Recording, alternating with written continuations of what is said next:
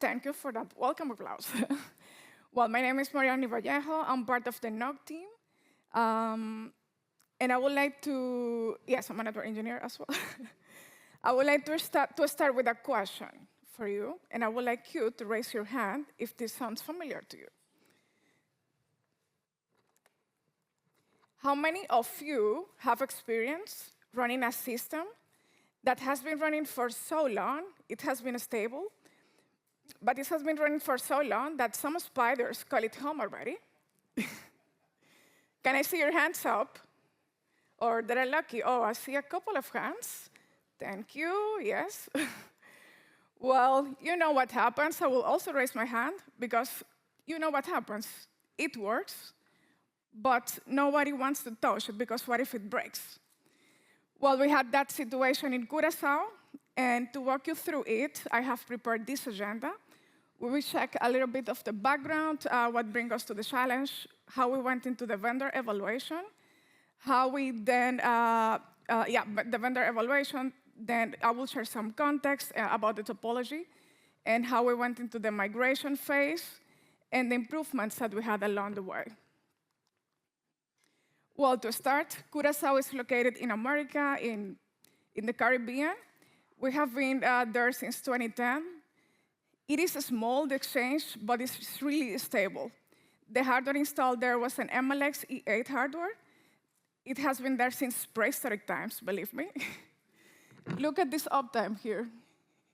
It had almost 7 years up. So over time, it had some upgrades, but it was not fully replaced. It was already end of support, end of life. That's why we started evaluating new solutions to start the migration. So yes, the uptime. Amazing.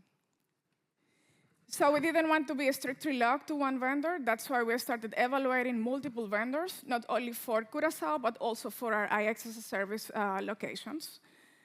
Quick note here, IX as a service stands for Internet Exchange as a Service. As part of this evaluation, we tested the Nokia IXR-e2 and IXR-X17250.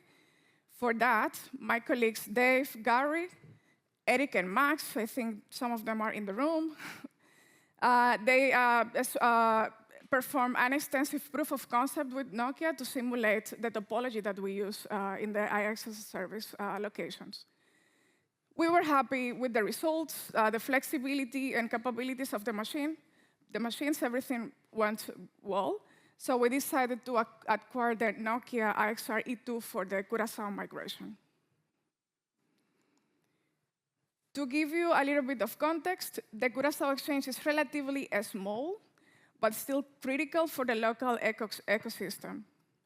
Currently, we have 12 ASNs connected to the exchange.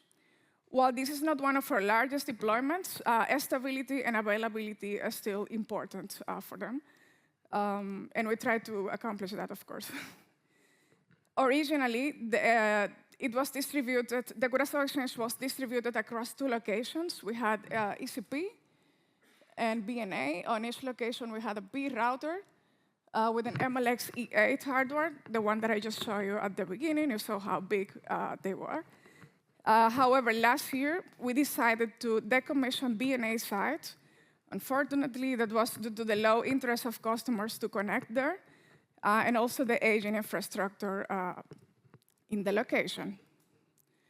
So as a result, the migration became entirely focused on the ECP location.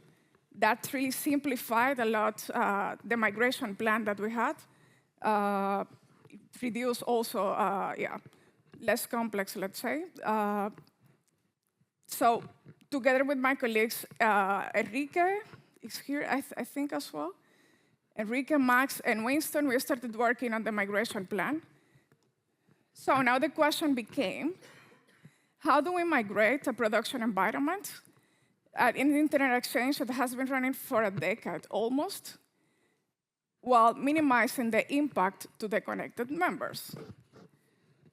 So for that, we knew, as this was a live environment, that some level of disruption was expected.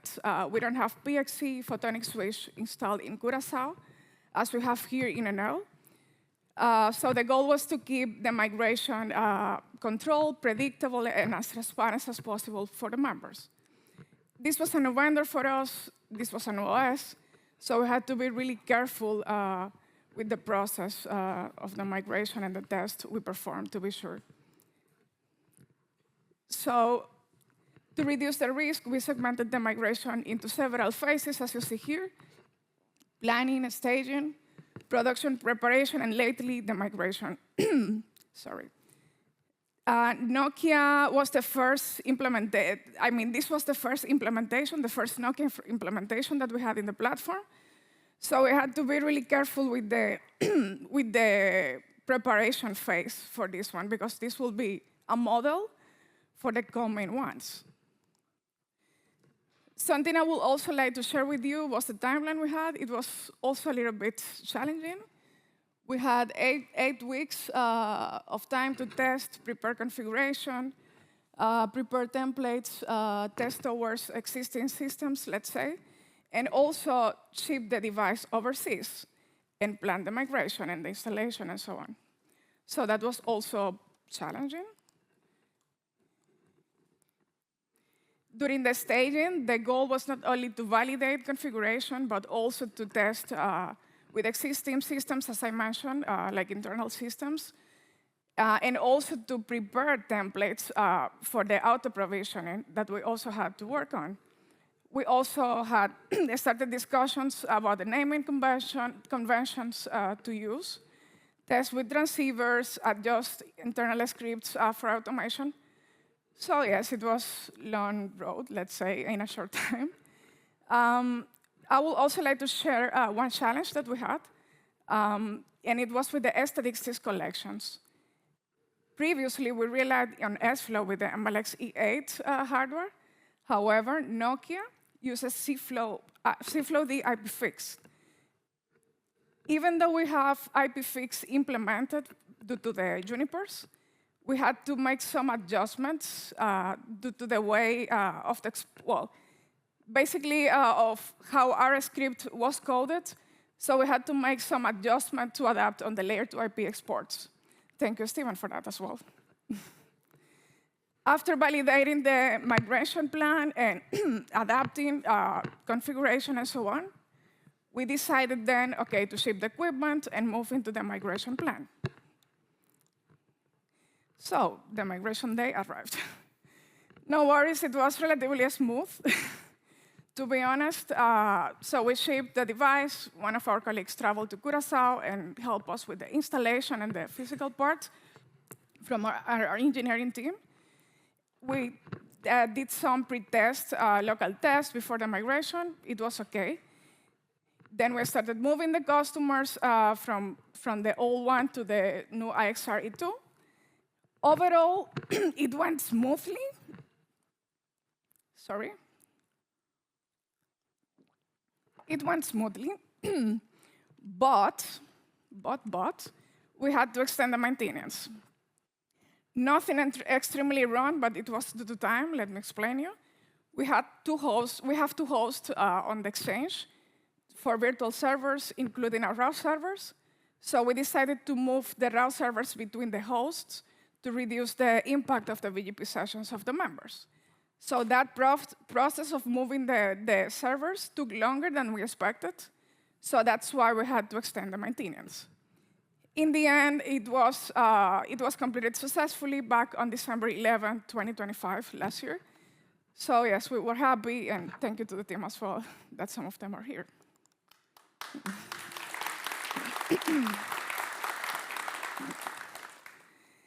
To finalize, I would also like to highlight some improvements that we had along the way. The switch rack was reduced considerable from 8 rack units to 1 rack unit. You saw the size of the box. I think that's explicit. With that, also, we reduced the power consumption by approximately 70%. Also goes with the size of the box and so on. Also, by having this new box, it adds more possibilities for us to offer in terms of capacity. So we now are able to offer 400 gigabit connectivity to the members. and as well as a foundation for EVPN that we're looking forward to migrate here in NL. So we have the foundation in that location as well by having this implemented. To finalize, overall, you see that this hardware is more adapted to the needs, to the operational requirements in Curaçao. So thank you. Hope you enjoyed it.